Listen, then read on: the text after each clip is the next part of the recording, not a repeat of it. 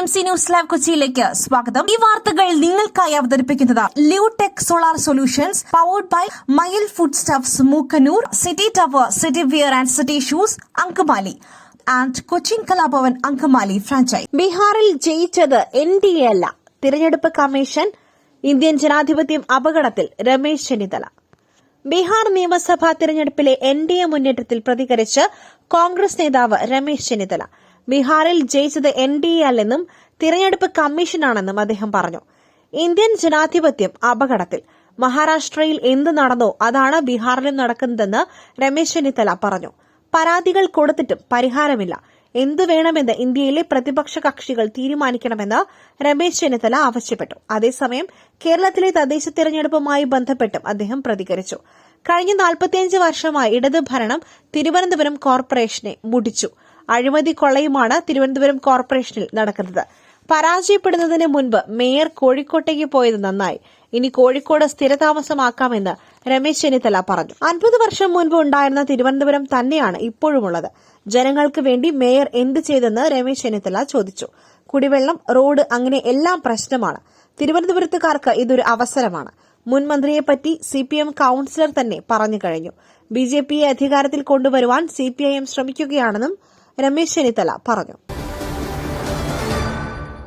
India തോറ്റുപോയതല്ല, ജയിക്കാൻ അറിയാത്തവർ വീണ്ടും വീണ്ടും തോൽപ്പിക്കുന്നു P. സരിൻ. ബീഹാർ തെരഞ്ഞെടുപ്പിൽ കോൺഗ്രസിനേറ്റ കനത്ത തിരിച്ചടിയിൽ പ്രതികരിച്ച P. സരിൻ.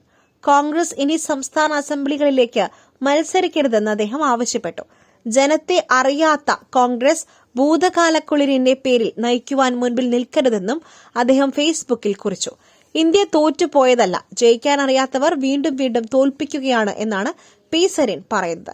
ഇന്ത്യയിൽ ഒരിടത്തും നിയമസഭ കാണുവാൻ യോഗ്യതയില്ലാത്ത കോൺഗ്രസ് ഇനിയും സംസ്ഥാന അസംബ്ലികളിലേക്ക് മത്സരിക്കുവാൻ നിൽക്കരുതെന്നും പകരം പ്രാദേശിക മതേതര ശക്തികൾക്ക് വഴിമാറിക്കൊടുക്കുകയാണ് രാഹുൽ ഗാന്ധിക്ക് മുൻപിലുള്ള മാന്യമായ രാഷ്ട്രീയമെന്നും സരിൻ പറഞ്ഞു.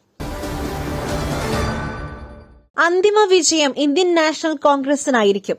പോരാട്ടത്തിൽ താൽക്കാലിക തിരിച്ചടിയുണ്ടായേക്കാം. സന്ദീപ് വാര്യർ. ബീഹാറിൽ NDA സഖ്യം വീണ്ടും അധികാരത്തിലേക്ക്. സമസ്ത മേഖലകളിലും കടന്നുകയറി വോട്ട് വിഹിതം ഉയർത്തിയാണ് ബീഹാറിൽ നിതീഷ് മോദി സഖ്യം ആധികാരിക വിജയം നേടിയത്.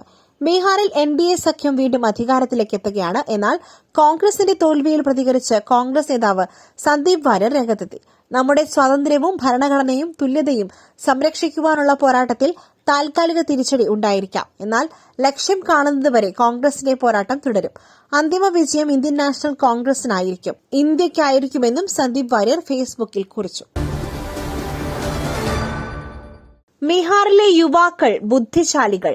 ബീഹാറിൽ ജയിച്ചു, അടുത്ത ലക്ഷ്യം ബംഗാൾ. കേന്ദ്രമന്ത്രി ഗിരിരാജ് സിംഗ്. ബീഹാർ നിയമസഭാ തെരഞ്ഞെടുപ്പിൽ വിജയിച്ചെന്നും അടുത്ത ലക്ഷ്യം പശ്ചിമ ബംഗാളാണെന്നും കേന്ദ്രമന്ത്രി ഗിരിരാജ് സിംഗ്. അരാജകത്വത്തിന്റെ സർക്കാർ രൂപീകരിക്കില്ലെന്ന് ബീഹാർ തീരുമാനിച്ചു. ബീഹാറിലെ യുവജനങ്ങൾ ബുദ്ധിശാലികളാണ്. ജനങ്ങൾ തെരഞ്ഞെടുത്തത് സമാധാനവും നീതിയും വികസനവുമാണെന്നും ഗിരിരാജ് സിംഗ് പറഞ്ഞു. ഇന്നത്തെ യുവതലമുറ ആ പഴയ കാലഘട്ടത്തിന് സാക്ഷ്യം വഹിച്ചിട്ടില്ലെങ്കിലും മുതിർന്നവർ കണ്ടിട്ടുണ്ട്. തേജസ്വി യാദവ് ഒരു ചെറിയ കാലയളവിൽ പോലും ഭരണത്തിലുണ്ടായിരുന്നപ്പോൾ കുഴപ്പങ്ങൾ സൃഷ്ടിക്കുവാനുള്ള ശ്രമം ജനങ്ങൾ കണ്ടതാണെന്നും ഗിരിരാജ് സിംഗ് ആരോപിച്ചു. കുഴപ്പങ്ങളുടെയും അഴിമതിയുടെയും കൊള്ളയുടെയും സർക്കാരിനെ ബീഹാർ അംഗീകരിക്കില്ലെന്ന് ആദ്യ ദിവസം മുതൽ വ്യക്തമായിരുന്നു. ഇത് വികസനത്തിന്റെ വിജയമാണ്. നമ്മൾ ബീഹാർ നേടി, ഇനി ബംഗാളിന്റെ ഊഴമാണ്, മന്ത്രി ഗിരിരാജ് സിംഗ് പറഞ്ഞു.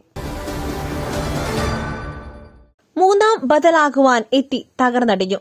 ദയനീയ പരാജയം ഏറ്റുവാങ്ങി പ്രശാന്ത് കിഷോറിന്റെ ജൻ സ്വരാജ് പാർട്ടി. തെരഞ്ഞെടുപ്പ് തന്ത്രജ്ഞനായ പ്രശാന്ത് കിഷോറിന്റെ പുതുതായി രൂപീകരിച്ച ജൻ സ്വരാജ് പാർട്ടി ബീഹാർ തെരഞ്ഞെടുപ്പിൽ 243 238 സീറ്റുകളിലാണ് മത്സരിച്ചത്. NDAയ്ക്കും മഹാസഖ്യത്തിന് മൂന്നാം ബദലായി അവതരിച്ചെങ്കിലും തിരഞ്ഞെടുപ്പിൽ തകർന്നടിയുവാനായിരുന്നു വിധി. ജാതിയുടെയും വ്യക്തിഗത സ്വാധീനത്തിന്റെയും അടിസ്ഥാനത്തിലുള്ള രാഷ്ട്രീയത്തെ മാറ്റി നിർത്തി വികസനം, തൊഴിലില്ലായ്മ, കുടിയേറ്റം, വിദ്യാഭ്യാസം തുടങ്ങിയ വിഷയങ്ങളിൽ ശ്രദ്ധ കേന്ദ്രീകരിക്കും എന്നായിരുന്നു പ്രശാന്ത് കിഷോറിന്റെ ജൻ സ്വരാജ് പാർട്ടിയുടെ പ്രഖ്യാപനം. പാർട്ടി രൂപീകരിക്കുന്നതിന് മുൻപ് 3 വർഷത്തിലേറെയായി പ്രശാന്ത് കിഷോർ നടത്തിയ ജൻ സ്വരാജ് പദയാത്ര സംസ്ഥാനത്തുടനീളം വലിയൊരു പ്രാദേശിക ശൃംഖല സ്ഥാപിക്കുവാനും ജനങ്ങളുമായി നേരിട്ട് ബന്ധപ്പെടുവാനും ശ്രമിച്ചിരുന്നു. ദശാബ്ദങ്ങളായി ബീഹാർ ഭരിക്കുന്ന പ്രധാന മുന്നണികളോടുള്ള ഭരണവിരുദ്ധ വികാരം തങ്ങൾക്ക് അനുകൂലമാക്കുവാൻ കഴിയുമെന്നും വിദ്യാസമ്പന്നരും യുവതലമുറയും തങ്ങൾക്ക് വോട്ട് ചെയ്യും എന്നുമായിരുന്നു ജൻസ്വരാജ് പാർട്ടിയുടെ പ്രതീക്ഷ. പ്രൊഫസർമാർ, മുൻ ഉദ്യോഗസ്ഥർ, ഡോക്ടർമാർ, അഭിഭാഷകർ തുടങ്ങിയ ക്ലീൻ ഇമേജ് ഉള്ള സ്ഥാനാർത്ഥികളെ പ്രഖ്യാപിച്ചത് മാറ്റത്തിന് വേണ്ടിയുള്ള പാർട്ടിയെന്ന ജൻസ്വരാജിന്റെ പ്രതിച്ഛായ വർദ്ധിപ്പിക്കുകയും ചെയ്തിരുന്നു. എന്നാൽ ജൻസ്വരാജ് ദയനീയ പരാജയം ഏറ്റുവാങ്ങുകയായിരുന്നു. പുട്ടു രുചികരമാവണമെങ്കിൽ മയിലിന്റെ പുട്ടുപൊടി തന്നെ വേണം. അതിന് ചെമ്പാപ്പുട്ടാണെങ്കിലും അങ്ങനെ തന്നെ. മയിൽ റൈസ് ആൻഡ് ഫുഡ് പ്രൊഡക്ട്സ്, ശ്രേഷ്ഠം സമ്പുഷ്ടം. ബി ഗോപാലകൃഷ്ണന്റെ അനുമതിയോടെ രാഗയ്ക്ക് സമർപ്പയാമി. രാഹുൽ ഗാന്ധിയെ പരിഹസിച്ച് കെ സുരേന്ദ്രൻ. ബീഹാർ തിരഞ്ഞെടുപ്പിലെ കോൺഗ്രസിന്റെ മഹാപതനത്തിൽ രാഹുൽ ഗാന്ധിയെ പരിഹസിച്ച് കെ സുരേന്ദ്രൻ. ബിജെപി നേതാവ് ബി ഗോപാലകൃഷ്ണന്റെ നൃത്തച്ചുവടുകൾ പോസ്റ്റ് ചെയ്താണ് പരിഹാസം. ശ്രീ ബി ഗോപാലകൃഷ്ണന്റെ അനുമതിയോടെ രാഗയ്ക്ക് സമർപ്പയാമി എന്നാണ് കെ സുരേന്ദ്രൻ ഫേസ്ബുക്കിൽ കുറിച്ചത്. നേരത്തെ ഹരിയാനയിലെ വോട്ട് കവർച്ച ആരോപണത്തിനൊപ്പം കേരളത്തിലെ ബിജെപി നേതാവ് ബി ഗോപാലകൃഷ്ണന്റെ വീഡിയോയും പ്രദർശിപ്പിച്ച് കോൺഗ്രസ് നേതാവും ലോക്സഭാ പ്രതിപക്ഷ നേതാവുമായ രാഹുൽ ഗാന്ധി രംഗത്തെത്തിയിരുന്നു.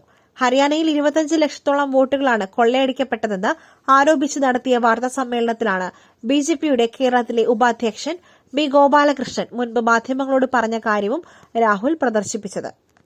ബിജെപി നേതാക്കളടക്കം ആയിരക്കണക്കിന് പേർ യുപിയിലും ഹരിയാനയിലും വോട്ടർമാരാണെന്ന് പറഞ്ഞതിന് പിന്നാലെയാണ് രാജ്യം ഉറ്റുനോക്കിയ വാർത്താ സമ്മേളനത്തിൽ ബി ഗോപാലകൃഷ്ണൻ ഓഗസ്റ്റ് 22-ന് മാധ്യമങ്ങളോട് സംസാരിച്ചതിന്റെ വീഡിയോയും രാഹുൽ കാണിച്ചത്.